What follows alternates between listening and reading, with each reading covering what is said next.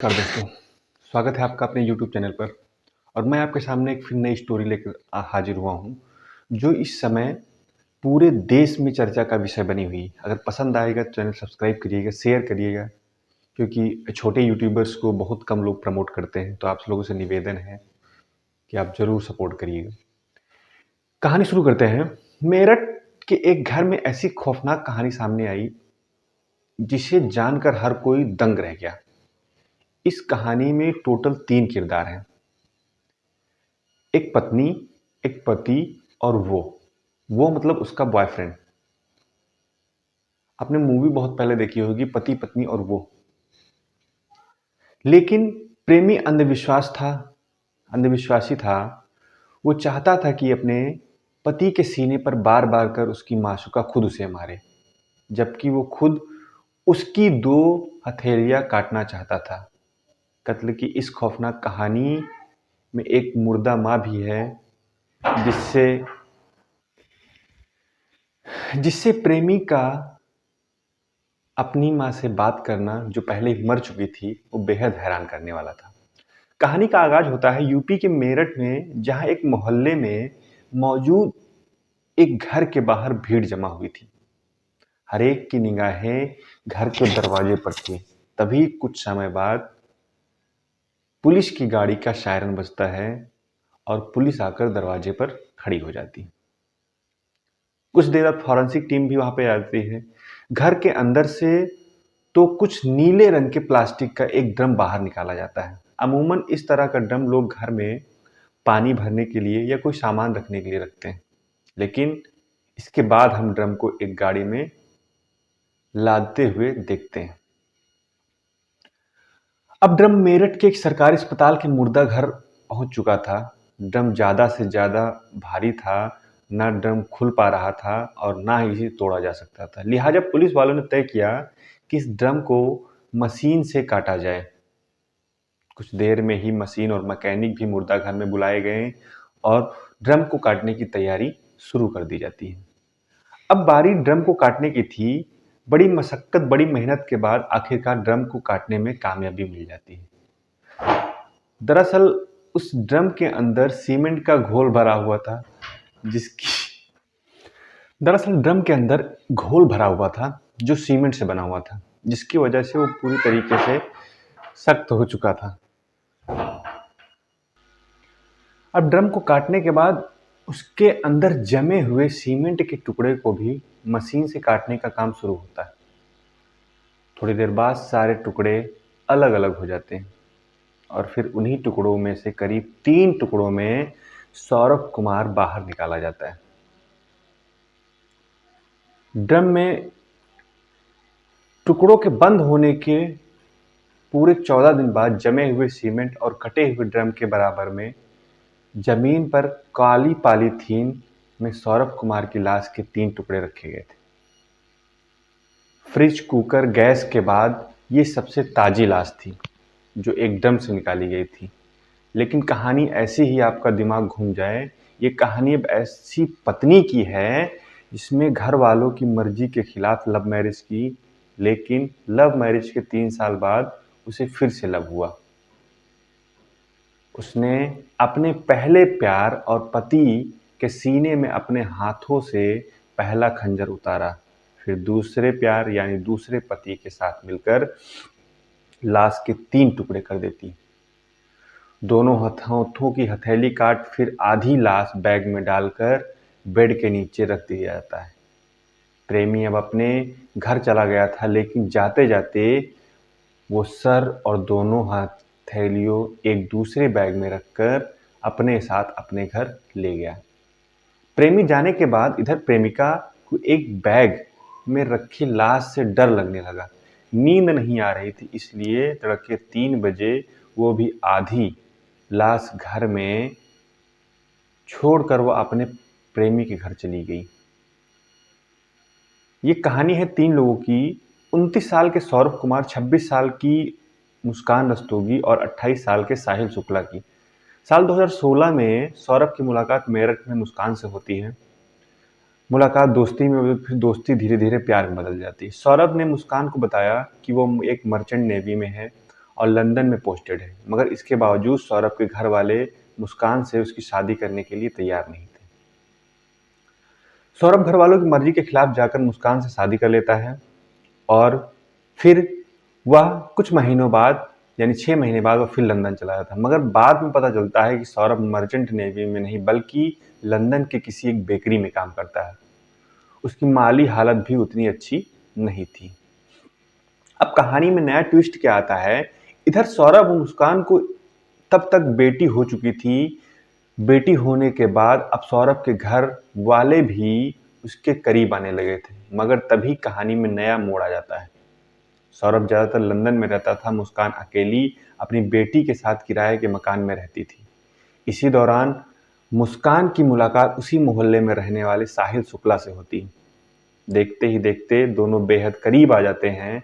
अब साहिल अक्सर मुस्कान के आने जाने लगती थी, यहाँ तक कि दिनों तक दोनों घर में बैठकर शराब पीते थे। इत्तेफाक से मकान मालिक इन दोनों के रिश्ते को भांप लेता है। साल 2021 में जब सौरभ लंदन से मेरठ आता है, तब मकान मालिक उसे मुस्कान और साहिल की सच्चाई बता देता है। इस बीच दोनों के कुछ चैट भी सौरभ की नज़र पड़ती है। फिर सौरभ और मुस्कान में झगड़ा होता है और बात तलाक तक पहुंच जाती है। सौरभ मुस्कान को अब तलाक देना चाहता था। इन्हीं झगड़ों के बीच 2023 में सौरभ फिर से लंदन चला जाता है। अब मुस्कान और साहिल आज़ाद थे। फिर पूरे 2 साल बाद फरवरी 2025 में यह आज़ादी खत्म होने वाली थी, क्योंकि सौरभ 24 फरवरी को लंदन से 2 साल बाद मेरठ वापस आ रहा था। 25 फरवरी को मुस्कान का बर्थडे था। उसका बर्थडे मनाने के लिए आ रहा था, लेकिन इधर मुस्कान कुछ और प्लान कर बैठी थी। उसका इरादा ठीक बर्थडे वाले दिन यानी 25 फरवरी को ही सौरभ को मार डालने का था। मगर ऐसा हो न सका। 25 फरवरी वाली प्लानिंग फेल हो गई और सौरभ बच जाता है। मगर मुस्कान और साहिल अगली प्लानिंग में जुट जाते हैं। मुस्कान की बेटी का एग्ज़ाम चल रहा था। 3 मार्च को एग्ज़ाम खत्म होते ही मुस्कान ने अपनी बेटी को अपनी माँ के घर भेज देती है और 3 मार्च दिन सौरभ के लिए कत्ल का दिन चुना जाता है। उस दिन रात को जैसे ही सौरभ अपने कमरे में सोने गया, मुस्कान ने साहिल को बुला लिया। इसके बाद पहले मुस्कान ने सौरभ के सीने पर तेज धार खंजर से वार किया और फिर साहिल चाकू लेकर सौरभ पर टूट पड़ा। सौरभ पूरी तरह लड़ने की कोशिश कर रहा था, लेकिन वो हार गया।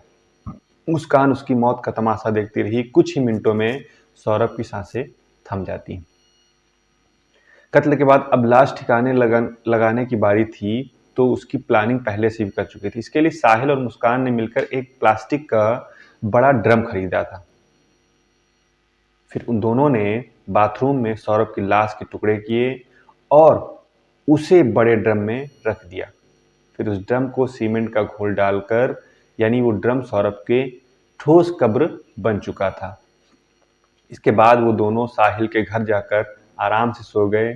फिर 4 मार्च की सुबह लाश वाला ड्रम कमरे में रखकर जब मुस्कान साहिल के साथ हिमाचल की वादियों में घूमने के लिए निकल पड़ती। 4 मार्च की शाम को ही दोनों एक कैब बुक करते हैं और शिमला, मनाली और कसौल घूमने के लिए निकल जाते हैं। उस वक्त मुस्कान अपने साथ कुल 84,000 रुपये लेकर निकली थी। 14 दिन बाद जब पैसे खत्म हो गए, तब दोनों ने मेरठ आने का फैसला ले लिया। हालांकि एक दूसरी कहानी ये भी थी, पैसा खत्म होने के बाद मुस्कान सौरभ के अकाउंट से पैसे निकालना चाहती थी। पैसे निकले नहीं तो उसने अपनी माँ को फ़ोन किया। माँ ने कहा, अब सौरभ तुम्हारे साथ घूमने नहीं गया है तो पैसे की क्या ज़रूरत। इस पर मुस्कान अपनी माँ को बताती है कि उसने सौरभ को मार डाला। तब उसकी माँ पहली बार पुलिस को ये सच्चाई बताती है। इसी के बाद 18 मार्च को पुलिस मुस्कान के घर पर पहुंचती है और नीले रंग के एक ड्रम को सौरभ की सच्चाई बाहर निकाल देती है। यह थी कत्ल की कहानी पूरी। अब कत्ल की इस कहानी से कहीं ज़्यादा सनसनीखेज कत्ल की प्लानिंग और मुस्कान साहिल के इश्क की दास्तान है। जो पहले इस कहानी के मुस्कान के बेटी प्ले स्कूल में पढ़ती थी। बेटी को स्कूल लाने ले जाने के दौरान मुस्कान की मुलाकात साहिल से हो जाती है। सौरभ चूंकि ज़्यादातर बाहर रहता था और मुस्कान अकेली, जो जल्दी ही दोस्ती प्यार में बदल गई। घर में कोई नहीं था तो दोनों जब घर में नहीं होते थे तब दोनों आकर अपने ही घर में मिलते थे। साहिल शुक्ला अंधविश्वासी था। उसकी माँ नहीं थी, मगर उसने अपनी माँ के नाम पर स्नैपचैट पर एक अकाउंट बना रखा था। उसे लगता था कि उसकी माँ उससे बात करती है। ये बात मुस्कान को भी पता थी, मगर मुस्कान ने अपने भाई के मोबाइल नंबर पर एक अकाउंट खोला।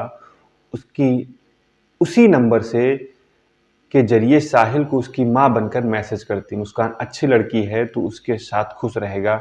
इस वजह से साहिल मुस्कान से और ज़्यादा प्यार करने लगा। शायद माँ वाली बात और अंधविश्वास का ही असर था कि अब दोनों मुस्कान से शादी करना चाहते थे। इसके लिए वो सौरभ को रास्ते से हटाना चाहते थे। इतना ही नहीं, अंधविश्वास के चक्कर में वो मुस्कान को ये भी कहता था कि सौरभ का वध नहीं करेगी, वही सौरभ का वध करेगी। मुस्कान भी अब सौरभ का पीछा छुड़ाना चाहती थी। इसी के बाद दोनों पिछले साल नवंबर में ही तय किया था कि सौरभ को मेरठ आते ही उसे मार देंगे, और नवंबर में ही कत्ल की प्लानिंग शुरू हो गई थी। सबसे पहले दोनों ने इस बात की प्लानिंग की, कत्ल के बाद लाश क्या करेंगे। आखिर में तय हुआ कि लाश को जमीन में गाड़ देंगे। ये पर कैसे, ये नहीं पता था। इसके लिए अब दोनों ने दोस्तों से पूछताछ करने लगे, मगर दूसरी तरह से जब लाश दफनाने वाला आइडिया काम नहीं आया तो उन्होंने दूसरे वाले आइडिया पर काम किया। पहला, लाश के टुकड़े कर बैग में रखकर कहीं फेंकने के लिए, या उसे ड्रम में डालकर सीमेंट के घोल में बंद कर देने वाला। ड्रम वाला आइडिया साहिल को पसंद आया। 25 फरवरी को मुस्कान का जन्मदिन था, लिहाजा सौरभ ने 24 फरवरी को लंदन से मेरठ लौटने का प्लान बनाया।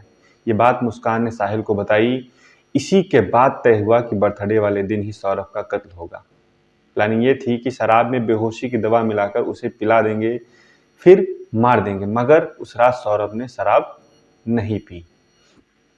कत्ल के बाद सौरभ का फ़ोन भी मुस्कान के पास था। वो सौरभ के फ़ोन से ही अपने भाई को मैसेज करती थी, या मैसेज का रिप्लाई देती ताकि सभी को यह लगे कि मैसेज सौरभ भेज रहा है। पर किस्मत का खेल देखिए, फरेब बहकाल मेरठ पुलिस मुस्कान सौरभ का कत्ल तो करना चाहती थी, पर साहिल से शादी नहीं करना चाहती थी। और साहिल ने यह सब सिर्फ मुस्कान से शादी करने के लिए किया था। यानी कहानी का क्लाइमेक्स ऐसा नहीं होता तो क्या पता मुस्कान पार्ट 3 भी बन सकता था। तो ये कहानी थी मुस्कान की। अगर पसंद आए तो सब्सक्राइब कीजिए, शेयर कीजिए। मिलते हैं अगले वीडियो में, तब तक के लिए नमस्कार, जय हिंद।